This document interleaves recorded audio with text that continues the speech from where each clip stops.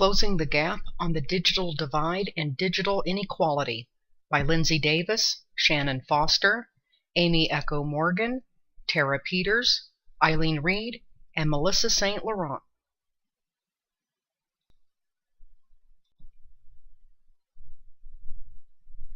There is a relationship between the digital divide and digital inequality.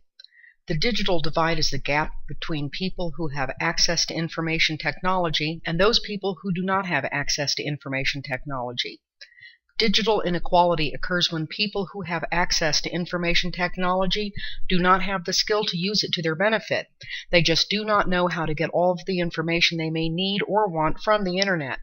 An inverse relationship exists between the two because as the digital divide narrows, digital inequality widens. In other words, more people may have an easier time accessing the internet, but they still cannot use it efficiently because they do not know how.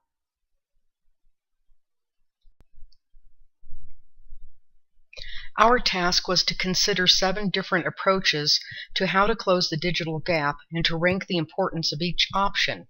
Our final product is a plan for how we would approach closing the digital gap if given $50 million to work with. The 7 different options involve 2 ways to provide expanded access to computers in schools or libraries, options for providing more reliable broadband internet connections, and options for providing training on how to use the internet connections to better find digital quality of life for the digital underclass. Our group's plan is a combination of these 3 fronts: providing more access to computers, providing reliable internet access, and providing the know-how to use them. Technology is essential in all aspects of life. The world is becoming dependent more and more on it as we continue to move into the 21st century. Education is not just for students, it is the key to helping all people help themselves at home, at school, or in the workplace. In this age of technology, accessing quality equipment and services are the first steps in bridging the digital divide and eliminating digital inequality among people. Before anyone can even begin to learn how to use a computer, access the internet, or use a computer to become digitally proficient, computer availability and reliable internet access is essential. Even though technology is available in most areas, accessing it is often hindered by financial constraints, inconvenient availability, or poor internet service. For areas with insufficient access, bringing those areas up to speed with the rest of the world is a must. Because life is becoming more interdependent on technology, providing access is the first priority. Most communities, no matter the size, have a public school or a public library. These facilities are located in places that already provide services to the public and with which the local population has a connection. And many of them are already set up with quality equipment and have reliable internet service. Providing additional funds to open these sites and expand accessible days and hours by staffing them with competent supervision begins the process of transforming people from digitally illiterate into competent users of technology. This competency will transform the quality of their lives and open up opportunities they otherwise would not have. Competent, trustworthy supervision is essential when providing services and helping the public optimize their time as they use available computer facilities. Many college IT programs require students to fulfill an internship to better understand and practice what they are learning. Giving students meaningful opportunities to practice and refine their skills is also good practice. Businesses and organizations also value applicants and employees who have experience in their field. When looking to staff public facilities during the expanded hours of operation, IT students can fulfill this need. Giving IT students the opportunity to work with others will give them valuable experiences, and the responsibility to staff public computer facilities will increase their value to future employees.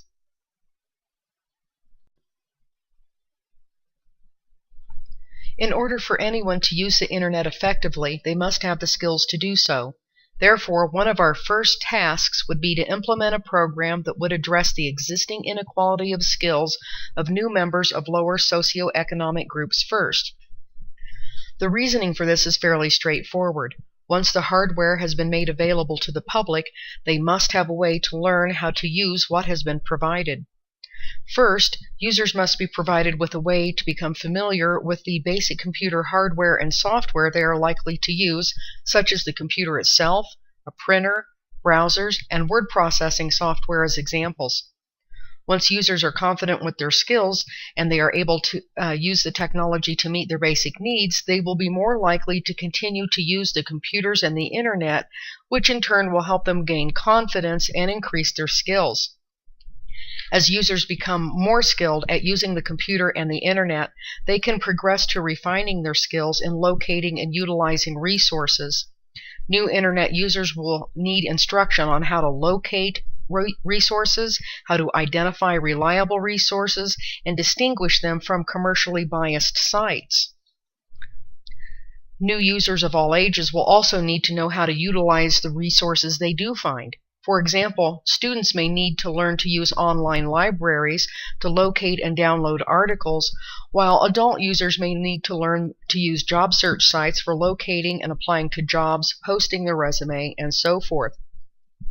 Since this much individualized instruction could potentially tax even the most well-funded program because of staffing costs, our plan would include a requirement for more advanced users to assist newer and less skilled users. This serves as the purpose of helping the staff to staff the program and to give participants a sense of ownership in the program.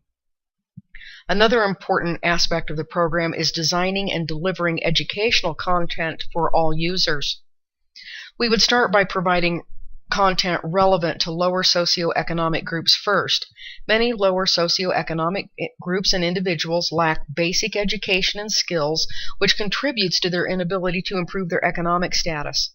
Therefore, our program would start out by providing basic education courses, high school completion courses, ESL, job search skills, and other basic content aimed at helping disadvantaged individuals improve their ability to compete in the marketplace.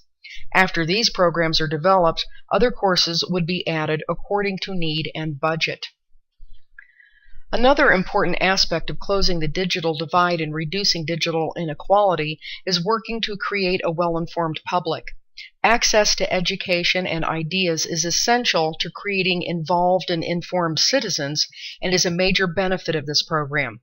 While it would be easy to focus solely on issues such as job searches and skills acquisition, we do need to keep in mind that those things represent just a few pieces of the digital divide and inequality puzzle.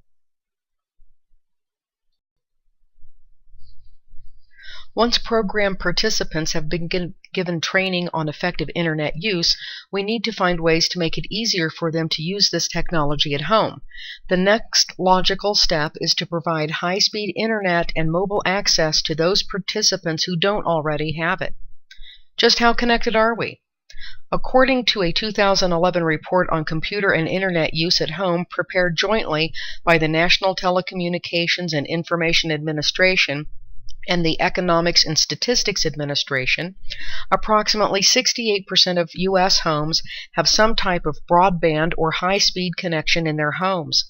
Another 3% of homes have dial-up. This means nearly one-third of U.S. homes are without internet service. Of the households without broadband or dial-up service, 24% cited that the lack of affordability as the factor for not having it. Rather than subsidize internet service providers directly, we would first encourage participants in our program to take advantage of pre-existing programs already offered, such as Comcast's Internet Essentials program. This program provides internet service and a low-cost computer to families with children who qualify for free or reduced-price lunches through the National School Lunch Program at a cost of only $9.95 per month. CenturyLink also provides a similar service through its Internet Basics program. If participants are still not able to afford these plans, however, then grants to help them subsidize their payments would be available. The NTIA's report also stated that 5% of households without broadband or dial-up service cited the lack of availability as their reason for not having it. Because the cost of bringing internet connections to all homes is so great, it has been determined to be beyond the scope of this program. It is our hope that federal programs like the NTIA's Broadband Technologies Opportunities Program, which has spent nearly $4 billion to expand the broadband infrastructure in our country, will soon bring high-speed internet to all homes. If the internet cannot be brought to the home, then another solution is to install kiosks in public areas that will act as wireless internet hotspots. These would be strategically placed to benefit the greatest number of program participants. While not as convenient as in-home internet service, the placement of these kiosks would be done in a way that makes accessing the internet with laptops or other mobile devices more convenient than going to a library or school. There are also many businesses that make free wireless internet available. Our program will identify and educate program participants about those locations as well.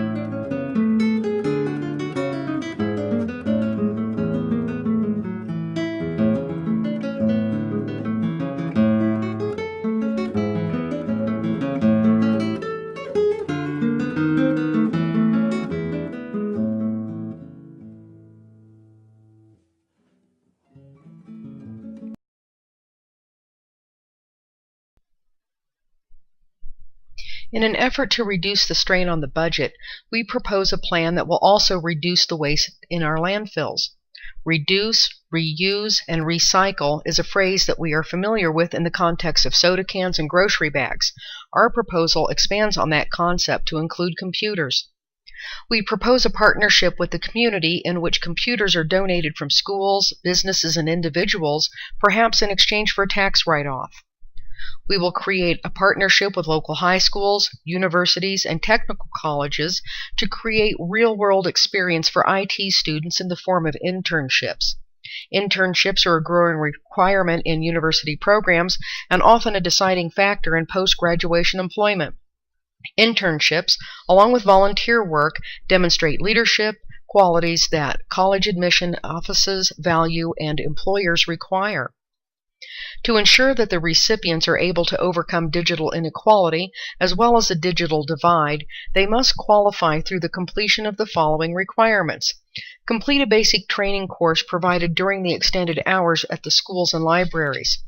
Upon completion of the program, the graduate commits to volunteer for some number of hours at the computer lab, sharing the knowledge they have received with new participants. In an effort to offset cost and ensure pride of ownership, recipients will pay a small price toward the purchase of their computer based on the recipient's income and ability to pay.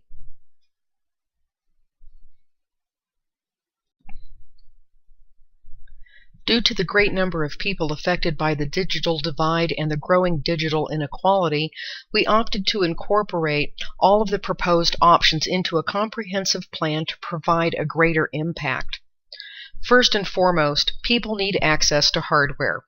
Extending hours of use for computers that are purchased with tax dollars and readily available in conveniently located government-owned facilities enables the program to reach the masses.